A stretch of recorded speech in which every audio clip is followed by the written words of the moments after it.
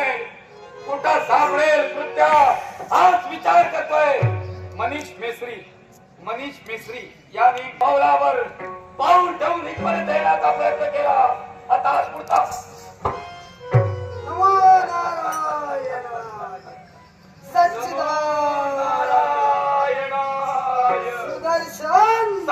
सच्चिदानंदाय अवधूताय वासुदेवाय नमो नमः.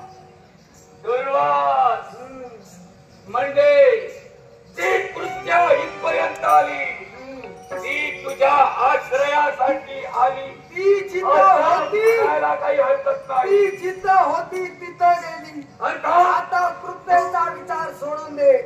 दुर्वास तुझ्या समोर उभा आहे. दुर्वास तू नेत्रा समोर आलास.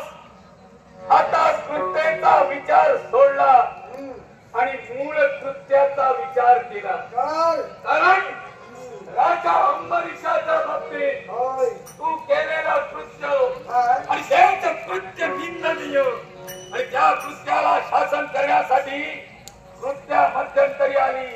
ती आली नसती तर काम तुला शासन केलं कृत्याला मी तिचा पाचारण केला आणि जबाबदारी दिली होती. पण साम्राज्याच्या परिस्थितीच्या दुर्वासाला निंदनीय ठरवतोयस. पण या दुर्वासानं जे केलं ते माझ्या मनानं उचितच होतं. या विश्वाच्या ठिकाणी प्रत्येक जण करतो ते त्याच्या मनानं त्याला योग्यच वाटतं. पण परिस्थिती अशी आहे सर्वानुमते जर का योग्य असेल तर त्याला योग्य म्हणावं. अरे तू मानते आणि या मानता पदानं एक विचार करणं गरजेचं होतं. त्या राजकर्त्याच्या बाबतीत शापात आहे सतत तुझ्या मुखातून आले.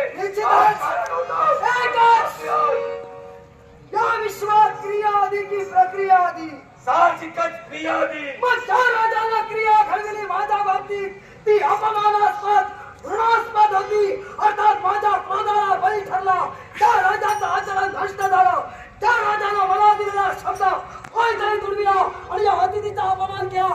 अर्थात या दुर्वासाचा ज्यानं अपमान केला तो माझ्या क्रोधाचा बळी ठरला. लक्षात ठेव. मान आणि अपमान याच्या पलीकडे ज्याचं बसती स्थान त्याला साधू असं म्हणतात.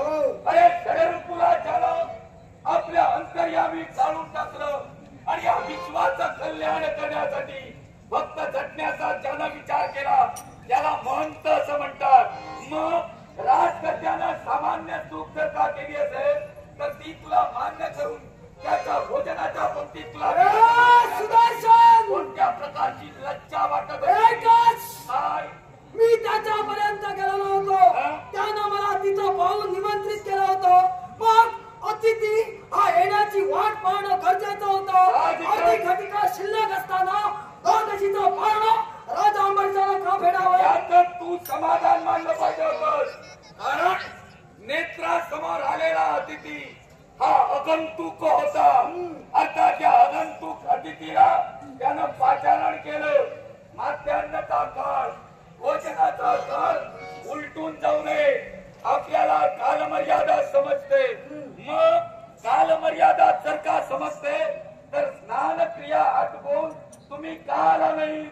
ऐक, या विश्वात अर्घदानाचं पवित्र कार्य काय हे तुला सांगण्याची गरज नाही. सूर्यदेव ज्यावेळी त्या स्थित्यंतराला पात्र ठरवेल त्याच वेळी अर्घदान पूर्ण होतं की नाही. अर्घदान तुम्ही करत होता.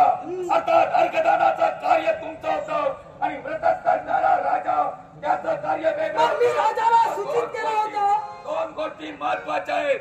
तुम्ही तुमचं कार्य परिपूर्ण करून आल्यानंतर आहे त्या स्थितीत तिचं विराजमान झालं पाहिजे होतं. आता आलं नाही.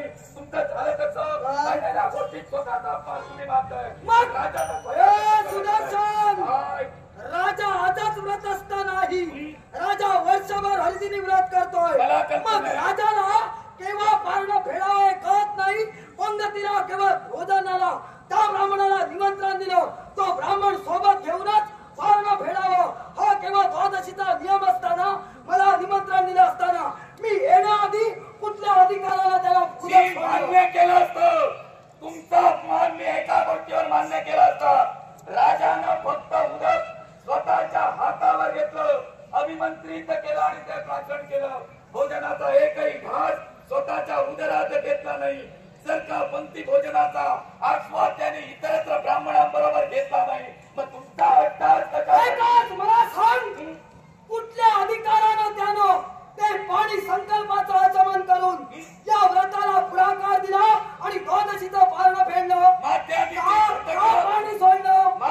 रात्रीची घटिका जर का उलटून गेली असती, गेली होती का? उलटून जाण्याची सरकारच्या गोष्टी नको. सरकारच्या गोष्टीवर अवलंबून आहे. मग आई राजानं भोजन केलं नाही, जर तरवर तुम्ही अडलाय म्हणूनच सांगतोय, जर राजानं भोजन केलं नाही तर त्यानं पाप केलं नाही, फक्त त्यानं उदक प्राचन केलं, जर तर त्या गोष्टीवर तुम्हाला राहायचं नाही. चला राजाची क्षमा बघा. ए सुदर्शन, त्या राजाचाही मी आज्ञा अंकित नव्हतो आणि तुझाही नाही. मी दुर्वास आहे.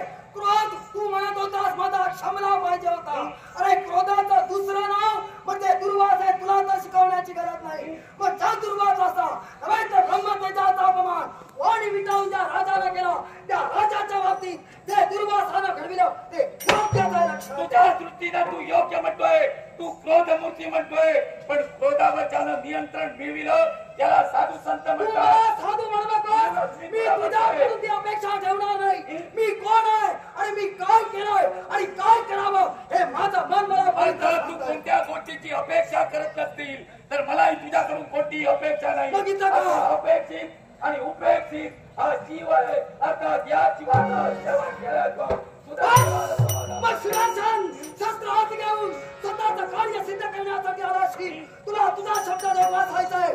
या दुर्वासाला चरणावर लढवायचंय, पण ते दुर्वास कधी शक्य होऊ देणार